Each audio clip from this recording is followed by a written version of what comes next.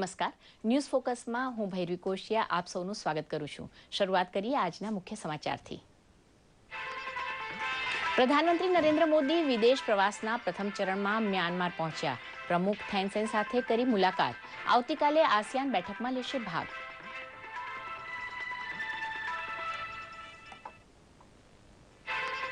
મહારાષ્ટ્રમાં વિશ્વાસ મત જીતવા એનસીપીનો સાથ લેવા ભાજપ તૈયાર. આવતીકાલે અધ્યક્ષની ચૂંટણી બાદ ફડણવીસ મેળવશે વિશ્વાસનો મત.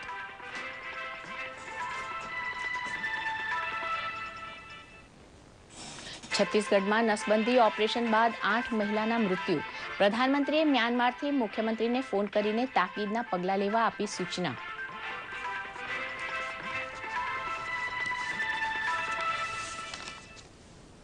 અને વિધાનસભાનું 2 દિવસીય સત્ર સમાપ્ત. ટૂંકા સત્ર દરમિયાન 6 વિધેયકો કરાયા પસાર. આજે પૂરા દિવસ માટે કોંગ્રેસના તમામ ધારાસભ્યો કરાયા હતા સસ્પેન્ડ. સમાચાર વિગતવાર. પ્રધાનમંત્રી નરેન્દ્ર મોદી મ્યાનમારના પાટનગર નેપિથો પહોંચી ચૂક્યા છે. તેઓ 12 નવેમ્બરે મ્યાનમારમાં યોજાનારી ઇન્ડિયા આસિયાન શિખર તેમજ 13 નવેમ્બરે દક્ષિણ પૂર્વ એશિયા શિખર બેઠકમાં ભાગ લેશે. પ્રસ્તુત છે એક અહેવાલ.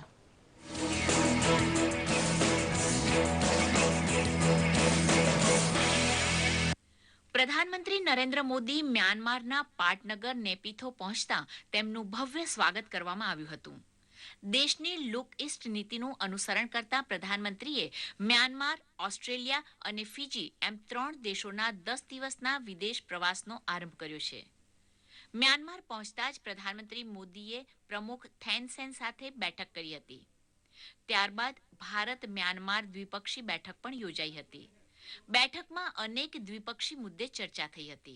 तो इस बारे में बस इतनी ही बात हुई थी कि भाई हम जल्दी से जल्दी बस सर्विस को स्टार्ट करना चाहिए, लेकिन हमें पता है कि इसमें कुछ कठिनाइयां हैं और इस कठिनाइयों को हम दूर करने की प्रयत्न कर रहे हैं. પ્રધાનમંત્રી મોદી બુધવારે મલેશિયા, થાઈલેન્ડ, સિંગાપોર અને દક્ષિણ કોરિયાના વડાઓ સાથે મુલાકાત કરવા ઉપરાંત મ્યાનમારમાં લોકશાહી માટે લડત ચલાવી રહેલા સુ કીને પણ મળશે. બુધવારે બપોરે મળનારી આસિયાન શિખર બેઠકમાં પણ ભાગ લેશે. બેઠકમાં ભારત આસિયાન દેશો સાથે પરસ્પર સહયોગ વધારવા પ્રયાસ કરશે. This year we are taking an Act East emphasis to the 12th ASEAN India Summit. And we would highlight the deep roots of our shared civilizational heritage, also reinforce the common strategic, political and economic perspective between ASEAN and India. પ્રધાનમંત્રી ગુરુવારે દક્ષિણ પૂર્વ Asia શિખરમાં ભાગ લેવા ઉપરાંત Russia અને ચીનના પ્રધાનમંત્રી અને મ્યાનમારમાં વસી રહેલા ભારતીય સમુદાયને પણ મળશે. શિખર બેઠકોમાં દક્ષિણ ચીન સાગર વિવાદ અને નાલંદા વિદ્યાલય માટે સહયોગ મેળવવાને મુદ્દે પણ વાતચીત થઈ શકે છે. The Prime Minister would be having detailed exchange of views with his counterparts on the evolution in the political and economic architecture of the region. Also EAS members negotiating the regional comprehensive economic partnership agreement within the 16 countries of the East Asia Summit. 3 દેશોના 10 દિવસના પ્રવાસે રવાના થતા પહેલા પ્રધાનમંત્રી નરેન્દ્ર મોદીએ એક નિવેદનમાં જણાવ્યું હતું કે G20 બેઠકમાં કાળા નાણાંને મુદ્દે આંતરરાષ્ટ્રીય સહયોગ વધારવાને મુદ્દે ચર્ચા થઈ શકે છે. વિદેશ પ્રવાસ દરમિયાન વિશ્વના 40 જેટલા નેતાઓને મળવાની તક મળતા clean energy, next generation infrastructure અને દક્ષિણ ચીની સાગરની સ્થિતિનો મુદ્દો પણ ચર્ચાઈ શકે છે. દૂરદર્શન સમાચાર, અમદાવાદ. પ્રધાનમંત્રી નરેન્દ્ર મોદીના મંત્રીમંડળના પ્રથમ વિસ્તાર બાદ નિયુક્ત થયેલા નવા મંત્રીઓ દ્વારા તેમનો કાર્યભાર સંભાળવાનો સિલસિલો આજે પણ ચાલુ છે. પ્રસ્તુત છે એક અહેવાલ. ચૌધરી વિરેન્દ્રસિંઘે ગ્રામીણ વિકાસ મંત્રાલયનો કાર્યભાર સંભાળી લીધો છે. કાર્યભાર સંભાળી લીધા બાદ ભૂમિ અધિગ્રહણ મામલે ખેડૂતોના હિતને સર્વોપરી રાખવા પર વિશેષ ભાર મૂકતા કેબિનેટ મંત્રીએ મનરેગામાં રહેલી ખામીઓને દૂર કરવા ખાતરી આપી હતી. देश में गांव में रहने वाले कुछ ऐसे लोग हैं जिन्होंने कभी 500 का नोट का दर्शन नहीं किया था, गरीब आदमी. मनरेगा के माध्यम से उसको छुआ गया है और जहाँ तक मनरेगा की कार्यशैली की बात है, उसमें कोई खामियां हैं, कोई उनको हम उस पर पुनर्विचार करेंगे। રાજીવ પ્રતાપ રૂડીએ પણ કૌશલ્ય વિકાસ મંત્રાલયનો પદભાર સંભાળ્યો હતો. તેમણે જણાવ્યું હતું કે યુવા પ્રતિભાઓનો વિકાસ કરી પ્રધાનમંત્રીના ડ્રીમ પ્રોજેક્ટ યંગ ઇન્ડિયા અને મેક ઇન ઇન્ડિયાને સફળ બનાવવા તેઓ પ્રયત્નશીલ રહેશે. This particular ministry would come forth to meet the aspirations of young India, and the beautiful slogan given by the Prime Minister, Make in India, is going to be fulfilled by the Skill Development Ministry. બનાસકાંઠાના સાંસદ હરિભાઈ ચૌધરીએ પણ ગૃહ મંત્રાલયમાં રાજ્યમંત્રી તરીકેનો કાર્યભાર સંભાળ્યો હતો. નવી ઓફિસમાં પહેલા દિવસે પત્રકારો સાથે વાતચીત કરતા શ્રી ચૌધરીએ આંતરિક સલામતીને અગ્રતા આપીને વિપરીત આબોહવા વચ્ચે સરહદે ફરજ બજાવી રહેલા બીએસએફના જવાનોની તકલીફોનું નિવારણ કરવા પ્રતિબદ્ધતા વ્યક્ત કરી હતી. मुझे विश्वास है कि जो जिम्मेदारी मुझे दी है वो जिम्मेदारी अच्छी तरह से सफलतापूर्वक पार करूंगा. जो भी चुनौतियां होगी तो सभी चुनौतियों का अच्छी तरह से समाधान निकालेंगे. નવા મંત્રીઓની વરણી સાથે જ સરકારની કામગીરી વેગીલી બનશે તેવી આશા સેવાઈ રહી છે. દૂરદર્શન સમાચાર, અમદાવાદ. આવતીકાલે મહારાષ્ટ્ર વિધાનસભામાં મુખ્યમંત્રી દેવેન્દ્ર ફડણવીસ વિશ્વાસમત હાંસલ કરવાના છે, ત્યારે ભાજપે સ્પષ્ટતા કરી છે કે ભાજપ કોંગ્રેસ પક્ષ સિવાય કોઈપણ પક્ષનું સમર્થન લેવા તૈયાર છે, જેનાથી ભાજપ એનસીપીનું સમર્થન લેવા તૈયાર હોવાનું સ્પષ્ટ થયું છે. દરમિયાન મહારાષ્ટ્ર વિધાનસભામાં આવતીકાલે યોજાનારા અધ્યક્ષપદ માટેની ચૂંટણીમાં ભાજપના ઉમેદવાર સામે પોતાનો ઉમેદવાર ઉતારવાની શિવસેનાએ જાહેરાત કરી છે. અધ્યક્ષપદ માટે કોંગ્રેસે પણ વર્ષા ગાયકવાડને પોતાના ઉમેદવાર બનાવ્યા છે. છત્તીસગઢના વિલાસપુરના તખતગઢ તાલુકામાં શનિવારે વ્યંધીકરણ ઓપરેશન માટે યોજાયેલા સરકાર કેમ્પ બાદ ઓપરેશન કરાવી ચૂકેલી 30 મહિલાની સ્થિતિ કથળી હતી અને તે પૈકી 8 મહિલાના મૃત્યુ થઈ ચૂક્યા છે. આ ઘટનાએ છત્તીસગઢમાં આક્રોશ અને શોકનું વાતાવરણ સર્જ્યું છે. પ્રધાનમંત્રી નરેન્દ્ર મોદીએ પણ ટ્વીટ કરીને મૃતકો પ્રતિ શોકની લાગણી વ્યક્ત કરી હતી, તેમજ મુખ્યમંત્રી રમણસિંહ સાથે ટેલિફોન પર વાત કરીને પગલાં લેવા જણાવ્યું હતું. પ્રસ્તુત છે એક અહેવાલ. છત્તીસગઢના આરોગ્ય મંત્રી અમર અગરવાલના મતવિસ્તાર વિલાસપુરના જ પેંડારી ગામે નસબંધી કેમ્પમાં વ્યંધીકરણ ઓપરેશન કરાવ્યાના 24 જ કલાકમાં 40 જેટલી મહિલા પેઢુમાં દુખાવા સાથે અસહ્ય પીડાનો ભોગ બની હતી. તમામ પીડિત મહિલાને જિલ્લા હોસ્પિટલ તેમજ એપોલો હોસ્પિટલમાં સારવાર માટે દાખલ કરવામાં આવી હતી. સારવાર દરમિયાન 8 મહિલાના મૃત્યુ થઈ ચૂક્યા છે. ઘટનાને પગલે રાજ્યમાં આક્રોશ અને શોકનું મોજું ફરી વળ્યું હતું. રાજ્યના મુખ્યમંત્રી રમણસિંહે તાકીદે 3 સભ્યોની સમિતિની રચના કરીને તપાસના આદેશ કર્યા છે અને મૃતકોના પરિવારના સભ્યોને ₹4 લાખનું વળતર તેમજ ગંભીર રીતે બીમાર મહિલાને ₹2 લાખની સહાય આપવાની જાહેરાત કરી છે. ઘટનાને પગલે 4 તબીબોને સસ્પેન્ડ કરવામાં આવ્યા છે. नसबंदी शिविर अभी पिछले शनिवार को हुई थी और इसके पश्चात आज कुछ डेट हुई है और जो कॉम्प्लिकेशंस आई है सारे महिलाओं को जिला हॉस्पिटल और सिम्स में भर्ती कराया गया. माननीय मुख्यमंत्री महोदय ने ऑलरेडी जांच के आदेश दिया है. તપાસ માટે પોસ્ટમોર્ટમ અહેવાલની પ્રતીક્ષા થઈ રહી છે. પોસ્ટમોર્ટમ પણ વિડીયોગ્રાફી સાથે કરવા સૂચના આપવામાં આવી છે. દૂરદર્શન સમાચાર, અમદાવાદ. ઝારખંડ વિધાનસભા ચૂંટણી માટે ભાજપે પોતાનો આજે ચૂંટણી ઢંઢેરો બહાર પાડ્યો છે. ત્યારબાદ પત્રકારો સાથેની વાતચીતમાં કેન્દ્રીય નાણામંત્રી અરુણ જેટલીએ જણાવ્યું હતું કે ઝારખંડના લોકોને નક્કી કરવાનું છે કે તેમને એક પક્ષની સ્થિર સરકાર જોઈએ છે કે રાજકીય સોદાબાજીથી ચાલતી સરકાર. ઝારખંડમાં સરકાર રચવી તે ભાજપનું એક સ્વપ્ન હોવાનું પણ તેમણે જણાવ્યું હતું. ઉલ્લેખનીય છે કે ડિસેમ્બર માસમાં ઝારખંડમાં વિધાનસભા ચૂંટણી યોજાશે. મિત્રો, આજે ચર્ચામાં આપણી સાથે ફોન લાઈન પર ઉપસ્થિત છે વિદ્યુતભાઈ જોશી. વિદ્યુતભાઈ, આપનું સ્વાગત છે.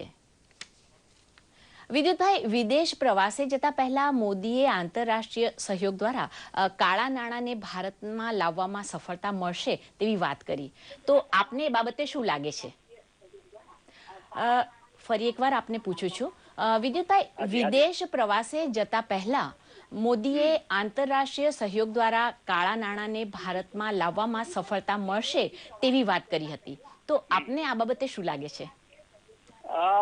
કાળા નાણાં બાબતમાં આંતરરાષ્ટ્રીય સમજૂતી સૌથી વધુ મહત્વની બાત છે. જે દેશમાં આપણા દેશના લોકોના કાળા નાણાં હોય એની સાથે જો આપણે બાયલેટરલ ટ્રીટી હોય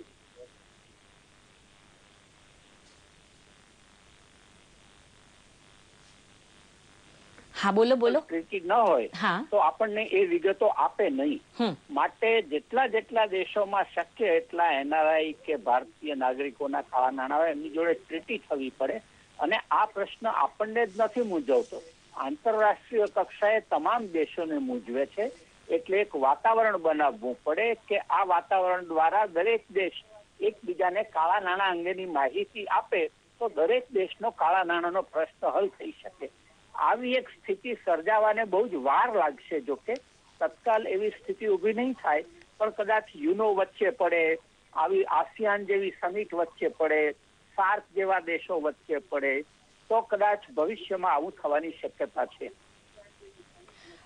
વિદ્યુતભાઈ, પ્રધાનમંત્રીની બર્મા યાત્રાનું મહત્વ આપ જણાવશો? આમ તો બર્મા એ એકવાર ભારતનો જ ભાગ હતો. બહાદુર શાહ ઝફરે 2 ગજ જમીન ભી ન મિલી બર્મામાં લખ્યું હતું. ગુજરાતના વેપારીઓ રંગૂનમાં આજે પણ વેપાર કરે છે. અને બર્મામાં માંડલેની જેલ એ આપણા સત્યાગ્રહીઓથી ભરપૂર હતી. પણ પછી સ્વતંત્ર થયું ત્યારે બર્માને બ્રિટિશરોએ જુદું પાડ્યું. આપણા સુભાષચંદ્ર બોઝે ફોજ દ્વારા બર્મા જીતી લેવાનો પ્રયત્ન કર્યો હતો. એટલે કલ્ચરલી આપણે બર્માની બહુ જ નજીક છીએ. અને તમે જુઓ કે બર્મા જવાનું મોદીએ એટલા માટે પસંદ કર્યું કે પહેલા એમણે ભૂતાન જવાનું પસંદ કર્યું, પછી એમણે નેપાળ જવાનું પસંદ કર્યું, અને ત્રીજું રાષ્ટ્ર જે ભારતની વધુ નજીક હોય અને ભારત અસર કરી શકે તેવું હોય તેવું આ બર્મા છે. એટલે ધીમે ધીમે પોતાની આજુબાજુના તમામ પડોશી રાજ્યો જોડે સારો વ્યવહાર ઉભો થાય તો પાકિસ્તાન કે ચીનની અસરને પણ નકારી શકાય અને એક ક્ષેત્રીય સંવાદિતા અને ક્ષેત્રીય મજબૂતી ઊભી થઈ શકે. એટલે એમને બર્મા જવાનું પસંદ કર્યું છે. અને બર્માની જે નિવેદન આવ્યું એ પણ તમે જુઓ તો આપણા સાંસ્કૃતિક સંબંધો, જૂના સાંસ્કૃતિક સંબંધોની વાત ત્યાં થઈ છે. એટલે બર્મા જવું એ જેમ ભૂતાન ગયા, નેપાળ ગયા તેના ત્રીજા તબક્કા તરીકે, ત્રીજા પગલા તરીકે તમે જણાવી શકો. વિદ્યુતભાઈ, મહારાષ્ટ્ર વિધાનસભામાં બહુમતી પુરવાર કરવા કોંગ્રેસ સિવાયના પક્ષોનો સહયોગ સ્વીકાર્ય હોવાનું જણાવી ભાજપે એનસીપીનો ટેકો લેવાની તૈયારી બતાવી છે. આ અંગે આપ શું કહેશો? આ વસ્તુ બહુ પહેલેથી ચાલતી હતી. કારણ કે મહારાષ્ટ્રને હતું કે શિવસેના આડી ફાટશે, એટલે બહુ ટેસિટ રીતે, બહુ ગર્ભિત રીતે એનસીપી સાથે એક આવું તડજોડ થઈ શકે તેવું વાતાવરણ બનતું જતું હતું. શરદ પવારે પણ બહુ સોગથી મારીને સરસ રીતે કહ્યું હતું કે અમે ટેકો આપશું કારણ કે અમારે સ્થિર સરકાર મહારાષ્ટ્રના વિકાસ માટે જોઈએ છીએ અને અમે જરૂર પડે મતદાન નહીં કરીને બહાર રહીશું તો પણ ટેકો આપશું. અમે કોઈ માગણી નહીં કરીએ, બિનશરતી ટેકો આપશું, આવી વાત થઈ હતી. અને શિવસેનાનું આખરે સાચું પડ્યું કે શિવસેનાએ એક ડેપ્યુટી ચીફ મિનિસ્ટર માંગ્યા, એ મહત્વના ખાતાઓ માંગ્યા કે જે ભાજપ આપવા માટે તૈયાર નહોતું. એટલે શિવસેના ભાજપની યુતિ તૂટી અને એનું પરિણામ એ આવ્યું કે સ્પીકરની પોઝિશન માટે ભાજપે પોતાનો ઉમેદવાર તો ઉભો રાખ્યો, પણ શિવસેનાએ પણ પોતાનો ઉમેદવાર ઉભો રાખ્યો. એટલે કદાચ ભાજપના રાજકારણમાં આ સફળ દખલ લાંબા ગાળા સુધી ચાલ્યા કરશે. અને શિવસેનાનું જે સ્થાનિક જોર છે તે જોતા શિવસેના મૌન રહીને ભાજપનો કરેલો અન્યાય સહન નહીં કરી લે એવું મને લાગી રહ્યું છે. બરાબર. વિદ્યુતભાઈ, પહેલા હરિયાણા, ત્યારબાદ મહારાષ્ટ્ર અને હવે ભાજપની નજર કાશ્મીર વિજય પર છે. તેના માટે ભાજપની નજર ઘાટીમાં પ્રભુત્વ ધરાવતા ભૂતકાળમાં ભાગલાવાદી કાશ્મીર નેતા સજ્જાદ લોનનો સહયોગ લેવા વિચારી રહ્યું છે. આપને શું લાગે છે, શું ભાજપ માટે કાશ્મીર સર કરવું એટલું સરળ રહેશે ખરું? ભાજપને માટે મુશ્કેલ છે કારણ કે 60% વસ્તી મુસ્લિમ છે અને લદ્દાખ અને જમ્મુ સિવાયનો જે કાશ્મીરનો વિસ્તાર છે તેમાં મુસ્લિમ બહુમતી છે. એટલે કુલ 44 બેઠકો એવી છે કે જેમાં થોડી ઘણી અસરો થઈ શકે.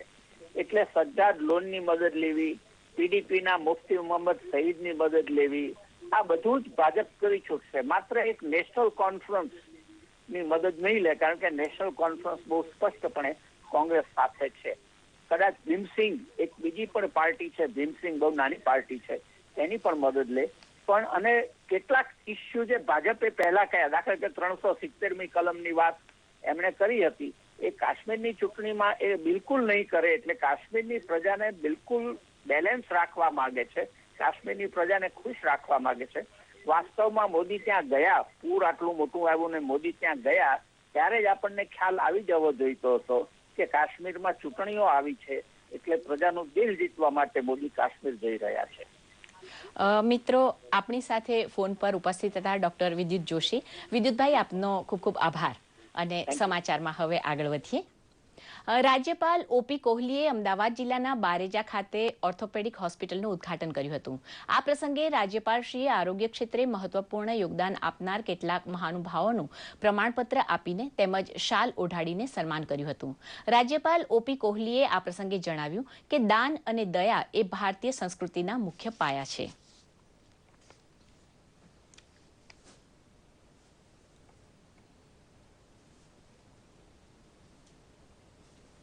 મુખ્યમંત્રી આનંદીબેન પટેલે આજે ગાંધીનગરમાં સ્વર્ણિમ સંકુલ ખાતે યોજાયેલા એક સમારોહમાં રાજ્યના 5 સંસદીય સચિવોને હોદ્દા અને ગુપ્તતાના શપથ લેવડાવ્યા હતા. સંસદીય સચિવ તરીકે વાસણભાઈ આહિર, રણછોડભાઈ દેસાઈ, ભરતસિંહજી ડાભી, શામજીભાઈ ચૌહાણ અને જેઠાભાઈ સોલંકીએ શપથ ગ્રહણ કર્યા હતા. આ પ્રસંગે વિધાનસભા અધ્યક્ષ ગણપતસિંહ વસાવા, ભાજપ પ્રદેશ પ્રમુખ આરસી ફળદુ સહિત અગ્રણીઓ ઉપસ્થિત રહ્યા હતા. રાજ્ય વિધાનસભા અધ્યક્ષ ગણપતસિંહ વસાવાએ ગાંધીનગરમાં ચરેડી છાપરા ખાતે સ્વચ્છતા અભિયાન કાર્યક્રમનો આરંભ કરાવ્યો હતો. આ પ્રસંગે શ્રી વસાવાએ જણાવ્યું કે રાજ્ય સરકારે રાજ્યવ્યાપી સ્વચ્છતા અભિયાન ઉપાડીને સાચા અર્થમાં જન અભિયાન બને તે માટે પ્રયાસ આદર્યો છે. પ્રધાનમંત્રી નરેન્દ્ર મોદીએ શરૂ કરેલા સ્વચ્છ ભારત અભિયાનના ભાગરૂપે રાજ્યના પ્રત્યેક નાગરિકને પોતાનું યોગદાન આપવા તેમણે અનુરોધ કર્યો હતો. આજે વિધાનસભાનું ટૂંકું સત્ર સમાપ્ત થયા બાદ તુરત જ વિધાનસભા અધ્યક્ષ સ્વચ્છતા અભિયાનમાં જોડાઈને પ્રેરક ઉદાહરણ પૂરું પાડ્યું હતું. માત્ર 2 દિવસના સત્રમાં પણ સરકાર 1 દિવસ વિપક્ષના ધારાસભ્યોને સસ્પેન્ડ કરે તે બાબતને અત્યંત દુઃખદ ગણાવતા વિરોધ પક્ષના નેતા શંકરસિંહ વાઘેલાએ જણાવ્યું હતું કે કોંગ્રેસ પક્ષ ખેડૂતોને કપાસના પોષણક્ષમ ભાવ મળે તે માટે લડત આપતી રહેશે. વિધાનસભામાં અનેક મુદ્દા છે ચર્ચા કરવા માટે. સીએજીનો રિપોર્ટ ગઈ વખત મુકાયો હોય, કપાસનો તૂટતો ભાવ, ખાતરના કાળા બજાર, કાળા નાણાંની વાહિયાત વાતો હતી, એ પ્રજા સમક્ષ આવે એના માટે આજે અમે હાઉસમાં જે કંઈ દેખાવ લોકશાહીની મર્યાદામાં રહીને કરવા જોઈએ અમે કરેલા. શંકરસિંહ વાઘેલાના આક્ષેપનો પ્રત્યુત્તર આપતા કૃષિમંત્રી બાબુભાઈ બોખીરિયાએ જણાવ્યું કે રાજ્ય સરકાર દ્વારા ઉત્તર ગુજરાત અને સૌરાષ્ટ્રમાં ટેકાના ભાવે કપાસ ખરીદવા કેન્દ્રો કાર્યરત કરી દેવામાં આવ્યા છે. અત્યારે ઉત્તર ગુજરાત અને સૌરાષ્ટ્રમાં 47 સેન્ટરો માટેની મંજૂરી મળી ગયેલી છે અને એમાંથી 14 સેન્ટરો ચાલુ પણ થઈ ગયા છે. એમાં 24 સેન્ટરો છે એ અમદાવાદ બ્રાન્ચ ઓફિસ દ્વારા ખરીદ થશે અને 23 સેન્ટરો ઉપરથી રાજકોટ બ્રાન્ચ ઓફિસ ઉપરથી ખરીદ થશે. જામનગરના હાલારસીઓની ઉત્તર ગુજરાત માટે સીધી રેલવે સુવિધા મળવાની ઈચ્છા પૂરી થઈ છે. હાપા બિલાસપુર સાપ્તાહિક સુપરફાસ્ટ નવી ટ્રેનને આજે બપોરે સાંસદ પૂનમબેન માડમે હાપા રેલવે સ્ટેશનથી લીલી ઝંડી દર્શાવીને પ્રસ્થાન કરાવ્યું હતું. આ ટ્રેન દર મંગળવારે હાપાથી બિલાસપુર જવા નીકળશે અને ગુરુવારે હાપાથી પરત. આ ટ્રેન મળવાથી જામનગર ઉપરાંત રાજકોટ, સુરેન્દ્રનગર સહિતના લોકોમાં ખુશી જોવા મળી હતી. સાંસદ પૂનમબેન માડમે જામનગર અને દેવભૂમિ દ્વારકાના લોકોને સુવિધા આપવા બદલ પ્રથમ રેલવે બજેટમાં જ આ ટ્રેન ફાળવવા બદલ રેલવે મંત્રાલયનો આભાર માન્યો હતો.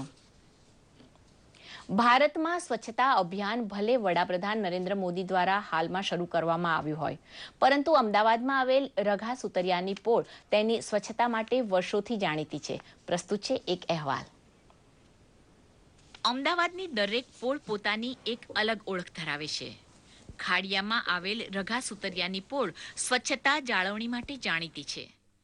30 વર્ષ પહેલા આ પોળના રહેવાસીઓએ પોળને સ્વચ્છ રાખવા એક મહત્વપૂર્ણ સામૂહિક નિર્ણય લીધો હતો. જે અનુસાર પોળમાં ગંદકી અટકાવવા જાહેરમાં કચરો કે એંઠવાડ ન નાખવા પોળવાસીઓ સંમત થયા હતા. જેના પરિણામે આજે પણ પોળમાં સ્વચ્છતા જળવાઈ રહી છે. ઘણા ટાઈમ પહેલામાં વડીલો જે બેસીને નક્કી કર્યું હતું કે આપણે પોળને સ્વચ્છ રાખીએ તો આપણું પોતાનું આરોગ્ય સ્વચ્છ રહે. ટ્રસ્ટ બી 22 વર્ષથી ચાલે છે. એટલે અમારા વડીલો હતા, અમે નાના હતા એ વખતે કીધું કે પોળમાં આપણે સ્વચ્છતા રાખીએ. એટલે કેટલા વખતથી આ સ્વચ્છ અમે લોકો રાખીએ છીએ અમારી પોળ. તમે ગમે ત્યારે આવો તો અહીં તમને આટલી સ્વચ્છતા જોવા મળશે. શરૂઆતમાં તો લોકોને સમજાવવાનું કામ કઠિન લાગતું હતું, પરંતુ સમય જતાં લોકો સ્વયંભૂ તેમાં જોડાઈ ગયા. આજે પોળમાં ચોખ્ખાઈ જોવા મળે છે. દરેકના ઘરે ડસ્ટબિન આપવામાં આવ્યા છે, જેમાં લોકો કચરો નાખે છે. અમે અહીંયા સવારે કચરો લેવા આવે ત્યારે અમે કચરો નાખીએ, બાકી અમે કચરો પોળમાં સહેજ બી નાખતા નથી. અને ઇનકેસ કોઈ બી નાખે તરત એમને કચરો તરત કહે કે તમે ડસ્ટબિનમાં કચરો નાખો, જેથી ગંદકી પોળમાં ના થાય. હું જ્યારથી રહેવા આવી ત્યારથી પોળ સ્વચ્છ જ છે. એનું જોઈને હું પણ શીખી છું અને પોળમાં દરેક બહેનો સ્વયં પોતાની રીતે સ્વચ્છતા રાખે છે. પોળમાં દરેક વ્યક્તિ આ બાબતમાં સહયોગ આપે છે, જેથી શું છે કે દરેક વ્યક્તિને આમાં લાભ છે કે એક તો સ્વચ્છ રહે, મચ્છરને આ તે બધી તકલીફોથી દૂર, દવા દારૂ ઓછું થાય અને એ રીતે સારું રહે. પોળમાં રહેતા રહીશોને ત્યાં આવતા સગા સંબંધી પોળની સ્વચ્છતા જોઈને આનંદ અનુભવે છે. ઘણીવાર હું અવારનવાર આવતો રહું છું, પણ મેં આજે પોળનું જે સ્વચ્છતા અને ચોખ્ખાઈ એના માટેની જે અભિયાન આ લોકો વર્ષોથી ચલાવી રાખ્યું છે એ વર્ષો ચાલુ રહે અને ભવિષ્યમાં બી આ રીતની વ્યવસ્થા રહેશે તો અહીંયા પોળનો એક બેમિસાલ દાખલો બેસાડવામાં આવશે. અમદાવાદના જુદા જુદા વિસ્તારોમાં આવેલ સોસાયટી કે અન્ય પોળો પણ સુતરિયાની પોળ જેવો અભિગમ અપનાવે તો આવનારા સમયમાં અમદાવાદ જરૂર સ્વચ્છ બનશે. દૂરદર્શન સમાચાર, અમદાવાદ. ગુજરાત યુનિવર્સિટીમાં કાયમી ધોરણે ફરજ બજાવી ચૂકેલ કર્મચારીઓને વારંવાર રજૂઆત કરવા છતાં પેન્શનના લાભ નહીં મળતા આ કર્મચારીઓએ ગુજરાત યુનિવર્સિટી ખાતે ઉપવાસ આંદોલન શરૂ કર્યું છે. કર્મચારીઓના પ્રશ્ને લડત આપી રહેલા રાજેશ શાહે જણાવ્યું, તેઓ ન્યાય નહીં મળે ત્યાં સુધી લડત ધરણા ચાલુ રાખશે. ઉપવાસ આંદોલન માટેની મંજૂરી ન લીધી હોવાથી પોલીસે કર્મચારીઓની ધરપકડ કરી હતી. કાયદા પ્રમાણે જે પણ કામ કર્યું, અમારી કર્મચારીઓની સાથી કર્મચારીઓની ધરપકડ કરી છે, પણ અમારી માંગણી અહીંયા અટકવાની નથી. એ લોકો જ્યારે બી મુક્ત કરશે વળી પાછા કર્મચારીઓ પાછા ઉપવાસ ઉપર અહીંયા બેસી જવાના છે અને પોલીસ સ્ટેશનમાં પણ એ લોકો એમના ઉપવાસ ચાલુ જ રાખવાના છે. રાજ્યના ખેલાડીઓને રમતગમત ક્ષેત્રે ઉજ્જવળ કારકિર્દી ઘડવા પ્રોત્સાહિત કરવા રાજ્ય સરકારે અર્જુન એવોર્ડ વિજેતા પીટી ઉષાને જવાબદારી સોંપી છે. સ્પોર્ટ્સ ઓથોરિટી ઓફ ગુજરાતે ઉષા સ્કૂલ ઓફ એથ્લેટિક્સના સહયોગથી એથ્લેટિક્સ પ્રતિભા ઓળખ કાર્યક્રમ અમદાવાદમાં શરૂ કરાશે, જેમાં પીટી ઉષા તેમજ અન્ય રમત નિષ્ણાતો પોતાની સેવા આપશે. અમદાવાદમાં યોજાયેલ પત્રકાર પરિષદમાં પીટી ઉષાએ આ કાર્યક્રમ અંગે માહિતી આપી હતી.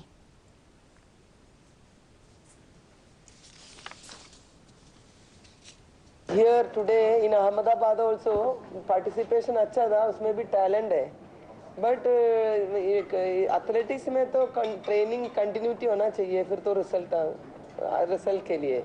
सो वो that is not happening here. इधर तो सब लोग ज़्यादा स्पोर्ट्स से ज़्यादा पढ़ने के लिए पेरेंट्स और स्कूल टीचर्स सब ऐसा है. तो स्पोर्ट्स भी करना है तो पढ़ने के लिए भी नहीं प्रॉब्लम नहीं होना चाहिए, इसलिए वो थोड़ा सिस्टम का थोड़ा चेंज करना पड़ा है. ગોંડલના લોકોને કેન્દ્ર સરકારની વિવિધ કલ્યાણકારી યોજનાની જાણકારી મળી રહે તે હેતુથી માહિતી અને પ્રસારણ મંત્રાલયના તમામ મીડિયા એકમો દ્વારા ગોંડલ ખાતે ત્રિદિવસીય લોકમાહિતી ઉત્સવનું આયોજન કરવામાં આવ્યું છે.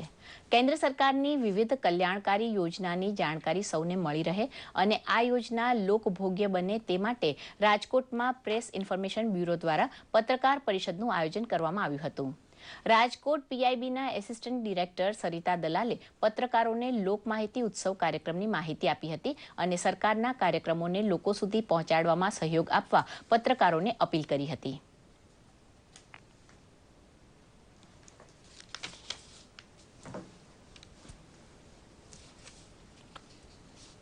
પહેલા દિવસે મહિલા સંમેલન, બીજા દિવસે સરપંચ અને તલાટી સંમેલન અને ત્રીજા દિવસે યુવા રોજગાર સંમેલનનું આયોજન થયું છે, જેમાં લોકોને પ્રધાનમંત્રી જનધન યોજના, સ્વસ્થ ભારત, શ્રેષ્ઠ ભારત હેઠળની યોજનાઓ, વિવિધ બેન્કિંગ યોજનાઓ, LIC, પોસ્ટલ યોજના વગેરે અંગે માહિતી આપવામાં આવશે. અને હવે જોઈએ કેટલાક મહત્વના સમાચાર સંક્ષિપ્તમાં.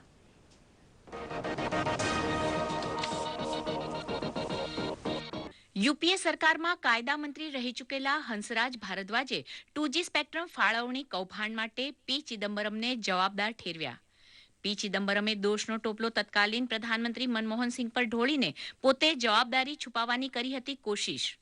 દિલ્હીમાં વિધાનસભા ભંગ કરવા માટે આમ આદમી પાર્ટીએ કરેલ રીટ પિટિશનને ફગાવતી સુપ્રીમ કોર્ટ. સ્વચ્છ જૂનાગઢ મોબાઈલ એન્ડ્રોઈડ એપ્લિકેશનનું મુખ્યમંત્રી આનંદીબેન પટેલે કર્યું લોકાર્પણ. નહેરુ સરદારના સમકાલીન આચાર્ય જેડી કૃપલાનીની આજે જન્મ જયંતિ. ગાંધી બાપુની સમજાવટ બાદ પ્રધાનમંત્રી પદની નહેરુને જવાબદારી સોંપવા તૈયાર થયા હતા કૃપલાની તથા સરદાર પટેલ. દિવસ દરમિયાન ટૂંકી વધઘટમાં અથડાયા બાદ સેન્સેક્સમાં નોંધાયો 35 પોઈન્ટનો સુધારો. નિફ્ટી પણ 18 પોઈન્ટ સુધરી 8,362ના સ્તરે રહ્યો બંધ. ગાઝા પટ્ટી યુદ્ધ દરમિયાન સંયુક્ત રાષ્ટ્ર મહાસચિવ બાન કી મૂને યુદ્ધ દરમિયાન સંયુક્ત રાષ્ટ્રના શિબિરો પર ઇઝરાયેલી હુમલા અને હમાસના હથિયારો પકડાયાની ઘટનાની તપાસ માટે સમિતિની કરી રચના. પેલેસ્ટાઇન માટે જીવનભર ઝઝુમનાર યાસર અરાફતની આજે પુણ્યતિથિ. નોબેલ વિજેતા યાસર અરાફત કહેતા હતા ઇન્દિરા ગાંધીને દીદી. 500 વર્ષ સુધી પોર્ટુગલનો ગુલામ રહ્યા બાદ આફ્રિકા ખંડનો ટચુકડો દેશ એંગોલા આજના દિવસે થયો હતો આઝાદ. ISISના વડા અને ખૂંખાર ત્રાસવાદી અબુ બકર બગદાદી અમેરિકી હુમલા બાદ જીવતો છે કે નહીં તે સમાચારોની ખરાઈ કરશે અમેરિકા. સ્કૂલ યુનિફોર્મમાં ત્રાસવાદીઓ શાળા પર ત્રાટકતા નાઇજીરિયામાં 48 વિદ્યાર્થીઓના કરુણ મોત. ઓસ્ટ્રેલિયાની ધરતી પર શ્રેણી વિજય મેળવી ભારતીય હોકી ટીમ સ્વદેશ પરત. હવાઈ મથકે વિજયી ટીમનું ભવ્ય સ્વાગત. વીતેલા યુગની જાજરમાન અભિનેત્રી માલા સિન્હાનો આજે જન્મદિવસ. હેપી બર્થડે ટુ માલા. રાષ્ટ્રીય શિક્ષણ દિવસ છે. દેશના પ્રથમ શિક્ષણ મંત્રી તથા મહાન સ્વતંત્ર સેનાની મૌલાના અબુલ કલામ આઝાદના જન્મદિવસને રાષ્ટ્રીય શિક્ષણ દિવસ તરીકે ઉજવવામાં આવે છે. જોઈએ એક અહેવાલ. આજે રાષ્ટ્રીય શિક્ષણ દિવસ છે. દેશના પ્રથમ શિક્ષણ મંત્રી તથા મહાન સ્વાતંત્ર્ય સેનાની મૌલાના અબુલ કલામ આઝાદના જન્મદિવસને રાષ્ટ્રીય શિક્ષણ દિવસ તરીકે ઉજવવામાં આવે છે.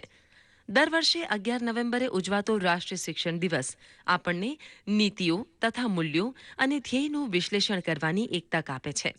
એક સ્વાતંત્ર્ય સેનાની તથા રાષ્ટ્ર નિર્માતા તરીકે ઓળખાતા મૌલાના અબુલ કલામે શિક્ષણને મહત્તા બક્ષી શિક્ષા મંદિરોની સ્થાપના કરી. IITની વાત હોય કે પછી યુનિવર્સિટી ગ્રાન્ટ્સ કમિશનની સ્થાપનાની વાત. દેશમાં પ્રાથમિક શિક્ષણ તથા જ્ઞાનને વિકસાવવા માટે મૌલાના આઝાદે ભરેલા મહત્વના પગલાઓમાં સ્ત્રી શિક્ષણની પણ તેમણે હિમાયત કરી હતી. શિક્ષણ મંત્રી હતા એ સમયે નિઃશુલ્ક શિક્ષણનું સપનું તેમણે જોયું હતું. આજે 6 થી 14 વર્ષના બાળકોને માટે મળતું નિઃશુલ્ક શિક્ષણ તેમને આભારી છે. દેશના પ્રથમ શિક્ષણ મંત્રીના જન્મદિવસે એ વાત પણ નોંધવી જ રહી કે દેશમાં 17 લાખથી વધુ બાળકો શિક્ષણથી વંચિત છે. પુરુષ તથા મહિલાઓના શિક્ષણમાં પણ 10% જેટલો ફરક છે. શાળાઓમાં યોગ્ય શિક્ષકોનો અભાવ, દેશમાં 5 લાખથી વધુ ખાલી પડેલી શિક્ષકોની જગ્યા જેવા અનેક એવા મુદ્દાઓ છે જેમાં સુધારા કરવાની જરૂર છે. દૂરદર્શન સમાચાર અમદાવાદ. અને હવે જોઈએ મુખ્ય સમાચાર ફરી એકવાર. પ્રધાનમંત્રી નરેન્દ્ર મોદી વિદેશ પ્રવાસના પ્રથમ ચરણમાં મ્યાનમાર પહોંચ્યા. પ્રમુખ થેનસેન સાથે કરી મુલાકાત. આવતીકાલે આસિયાન બેઠકમાં લેશે ભાગ.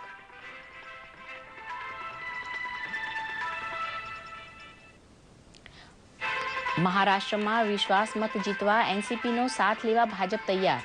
આવતીકાલે અધ્યક્ષની ચૂંટણી બાદ ફડણવીસ મેળવશે વિશ્વાસનો મત.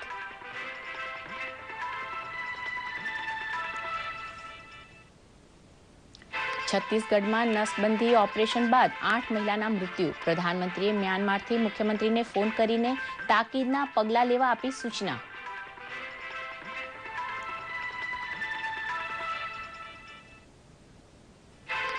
અને વિધાનસભાનું 2 દિવસીય સત્ર સમાપ્ત. ટૂંકા સત્ર દરમિયાન 6 વિધેયકો કરાયા પસાર. આજે પૂરા દિવસ માટે કોંગ્રેસના તમામ ધારાસભ્યો કરાયા હતા સસ્પેન્ડ.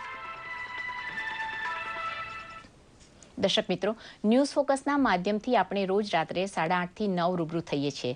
ન્યૂઝ ફોકસ વિશેનો આપનો અભિપ્રાય અને સૂચન અમને મોકલો samachar@gmail.com પર. મિત્રો, અમારા એક નવા પ્રયાસ અનુસાર અમે YouTube પર અમારા બુલેટિન્સ અપલોડ કરીએ છીએ. ડીડી ગિરનાર ઓફિશિયલ સર્ચ આપો અને નિહાળો અમારા લેટેસ્ટ બુલેટિન્સ. ઉપરાંત www.ddgirnar.com પરથી પણ આપ દેશ વિદેશના સમાચારો જાણી શકો છો. નિષ્પક્ષ અને આધારભૂત માહિતી મેળવવા ફોલો કરો અમારું Twitter handle DD Girnar live. અત્યારે આપની રજા લઈએ. નમસ્કાર.